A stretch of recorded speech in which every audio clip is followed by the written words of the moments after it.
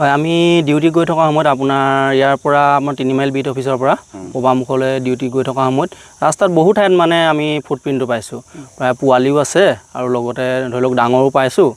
প্ৰায় ডাঙৰ আছে ফুটপ্ৰিণ্টটো বেংগল টাইগাৰ হয়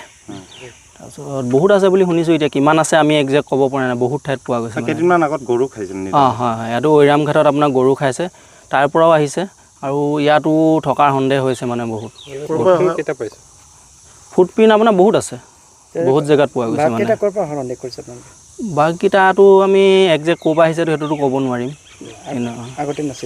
আগতে আমি শুনা নাছিলোঁ হয় হয় হয় ৰাইজক মই এইটোৱে অনুৰোধ কৰিম যাতে তেখেতলোকে খুব ভাবি চিন্তি মানে ইয়াতে মানে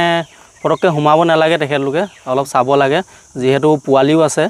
পোৱালি থকা বাঘ মানে অলপ তেখেতলোকৰ হেৰি হৈ থাকেতো হয় হিংস্ৰক হৈ থাকে গতিকেলৈ ৰাইজ অকণমান পাৰিলে একদিন নহাটোৱে ভাল বুলি ভাবোঁ বাঘ ওলোৱাটো আমাৰ ডিপাৰ্টমেণ্টৰ কাৰণে বহুত ভাল কিন্তু ৰাইজৰ মানে যিহেতু এই অঞ্চলটো ইমান মানুহ অহা যোৱা কৰি থাকে যিহেতু অকণমান পিকনিক স্পট টাইপ হয়তো সেইটো কাৰণে মানুহ অহা যোৱা কৰি থাকে কিন্তু ৰাইজৰ কাৰণে মানে অলপ সতৰ্ক হ'ব লাগে আৰু তেখেতলোক বাঘৰ সংখ্যাটো আমি একজেক্ট ক'ব পৰা নাই অনুমানিকটো আপোনাৰ থাকিব পাৰে 3-4টা থাকিব পাৰে মানে বহুত জেগাত পাইছোঁ যিহেতু